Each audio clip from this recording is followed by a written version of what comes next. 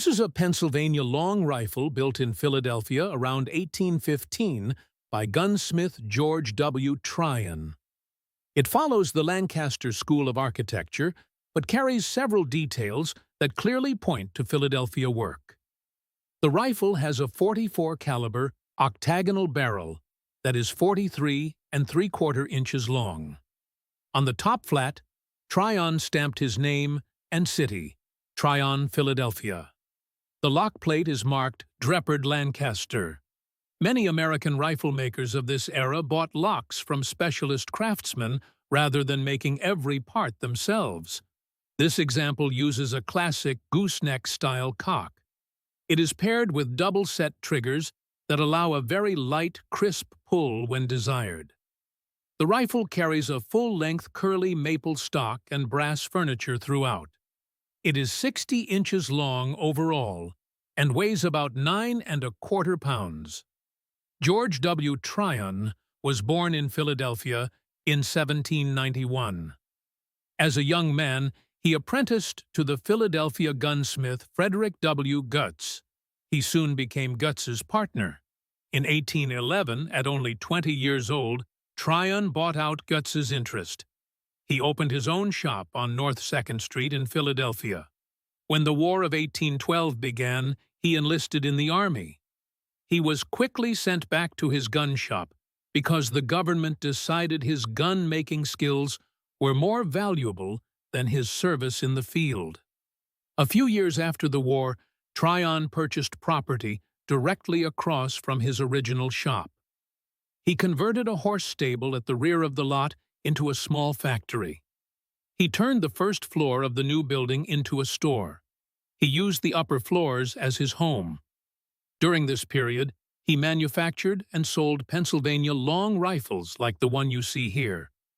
Today, this 200-year-old muzzleloader survives in remarkable condition.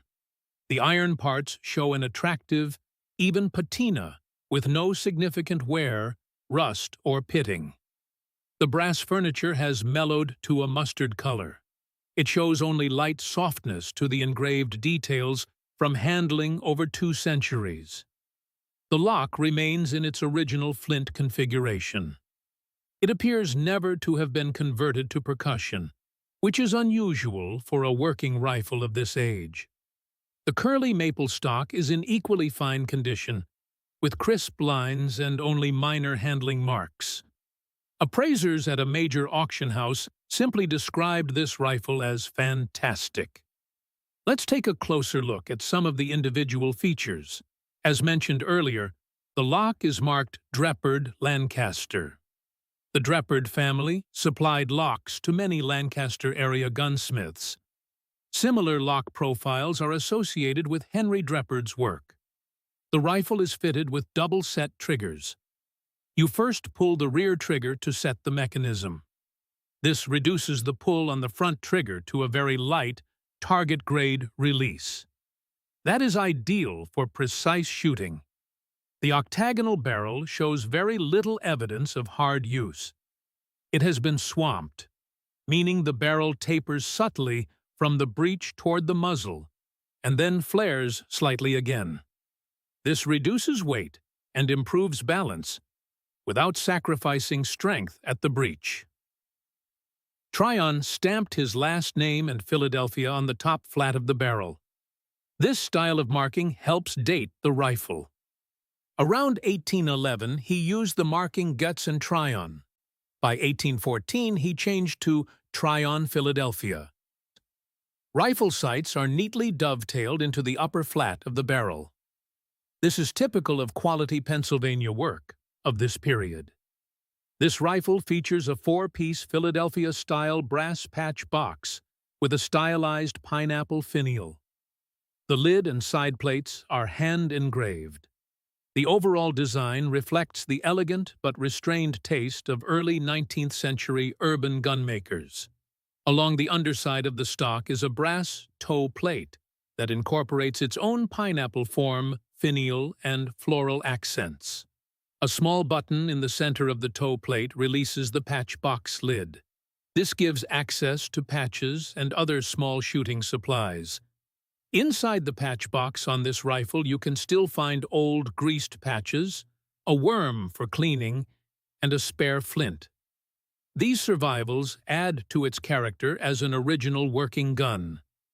The rifle also carries 3-barrel keys with decorative brass escutcheon plates.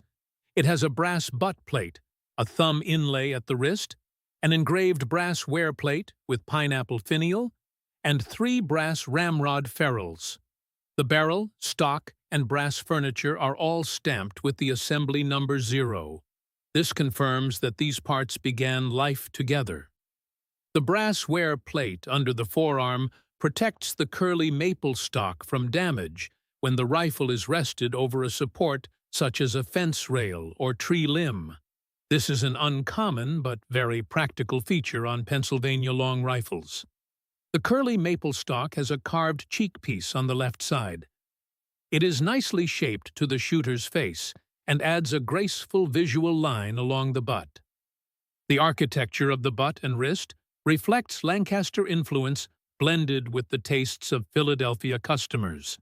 18th and early 19th century makers typically cast their brass furniture in sand-filled molds. The shapes of the side plate, trigger guard, and other furniture helped identify the regional school, and sometimes even the individual maker.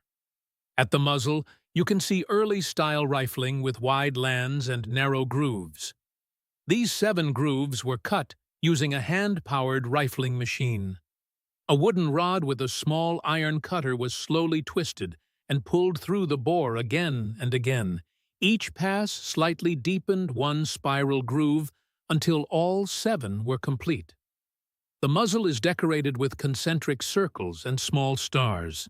This extra flourish shows Tryon's pride in his work. When this rifle left George Tryon's shop around 1815, James Madison was serving as the 4th President of the United States. Frontiersmen such as Daniel Boone and Davy Crockett were alive and active. The Battle of the Alamo was still 21 years in the future. Rifles like this one were expensive tools. They were often a person's most valuable possession after their land and livestock.